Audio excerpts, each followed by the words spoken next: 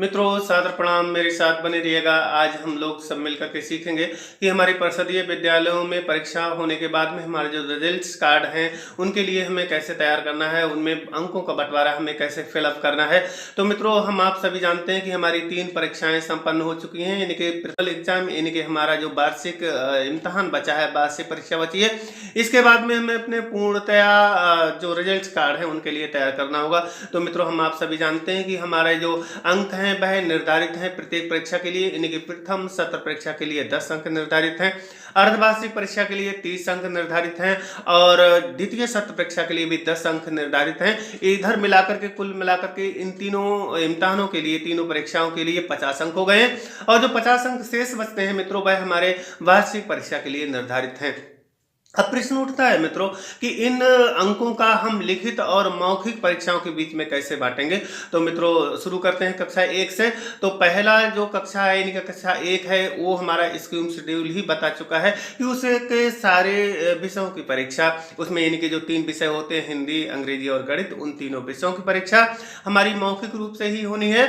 और इसके बाद में 2 और 3 में जो अंकों का वेटेज है, अंकों का जो बंटवारा है, वह 50-50 अनुपात में होगा, यानी कि 5 अंक हमारे सत्र परीक्षा में लिखित के होंगे और 5 अंक हमारे सत्र परीक्षा में मौखिक के लिए होंगे। ठीक इसी तरह से 30 अंक निर्धारित है हमारी अर्धवार्षिक परीक्षा के लिए, तो उसमें 15 अंक लिखित के लिए होंगे, 15 अंक मौखिक के लिए होंगे। ठीक इसी तरह से द्वितीय सत्र परीक्षा 10 अंकों की है, तो उसके लिए भी 5 मौखिक के लिए, 5 लिखित के लिए और बचते हैं 50 अंक वार्षिक परीक्षा के लिए, तो उसमें भी इसी तरह से बंटवारा है, यानी कि हमारे 25 अंक लिखित, 25 मौखिक के लिए रहेंगे। एक कक्षा 1 और 2 के लिए अंकों का बंटवारा था मित्रों।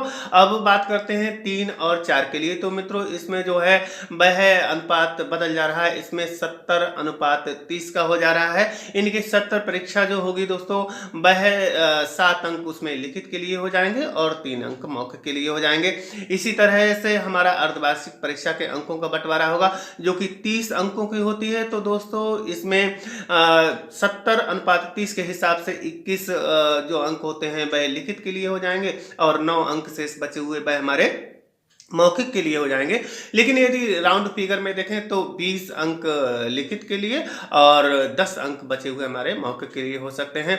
ये हमारे 4 और 5 का बंटवारा है मित्रों। तो इस तरह से हमारे 1 से लेकर के 5 तक के विषयों का या 5 तक के कक्षाओं का जो अंक बंटवारा है वो इस तरह से होगा। और कक्षा बचता है 6, 7, 8। तो मित्रों, इसमें कोई मौखिक नहीं है, इसमें सारे 100% अंक जो हैं वह लिखित के ही हैं। इसमें जो जिस तरह से निर्धारित है परीक्षाएं, इनके 10 अंक सत्र परीक्षा के लिए और 30 अंक हमारे अर्धवार्षिक परीक्षा के लिए और पुनः 10 अंक हमारे द्वितीय सत्र परीक्षा के लिए और इसके बाद में शेष बचे हुए 50 अंक जो हैं वह हमारे एनुअल एग्जाम के लिए हैं, यानी कि हमारे वार्षिक परीक्षा के लिए हैं। तो वो वार्षिक परीक्षा के लिए रहेंगे, यानी कि इसमें किसी लिखित और मौखिक का बंटवारा नहीं है, इसमें लिखित ही परीक्षा होनी है इन क्लासों में।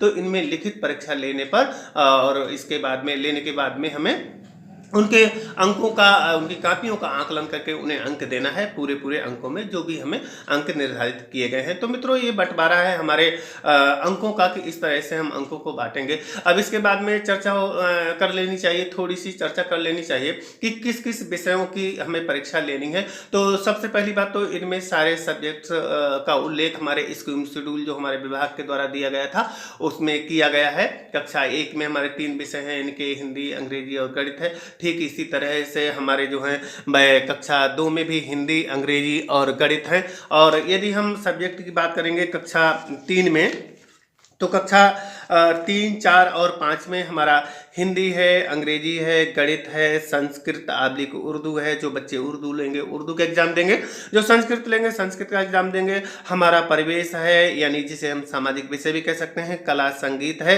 और कार्य अनुभव है, नैतिक शिक्षा है। कुल मिलाकर के हमारे 7 विषयों की परीक्षा होनी है मित्रों। ठीक है, इसी तरह से हमारे कक्षा 6, 7, 8 है, इसमें हमारे सब्जेक्ट्स बढ़े हुए हैं। इसमें कुल मिलाकर के 10 सब्जेक्ट होंगे, वो होंगे हिंदी, अंग्रेजी, गणित, विज्ञान, सामाजिक विषय, संस्कृत, उर्दू, कला आदि संगीत होगा और बेसिक क्राफ्ट में कृषि और गृह शिल्प शामिल होगा। खेल एवं शारीरिक शिक्षा होगी और आदि में स्काउटिंग होगा। पर्यावरणीय अध्ययन होगा। कुल मिलाकर के ये हमारे 10 विषय होंगे। इन 10 विषयों की हमें परीक्षा लेनी है, जैसा कि हम पिछले सत्र परीक्षाओं और अर्धवार्षिक परीक्षाओं में भी ऐसा करते रहे हैं। तो मित्रों, इस तरह से इन बंटवारों के हिसाब से अंकों के हमें अपने रजिस्टर कार्ड भरने हैं। मुझे आशा है कि आपको मेरी ये वीडियो पसंद आई होगी। ऐसी ही जानकारी से भरी हुई वीडियो देखने के लिए मेरे साथ बने रहिएगा। मेरे चैनल को सब्सक्राइब करिएगा। बहुत बहुत धन्यवाद। सभी के लिए सादर प्रणाम।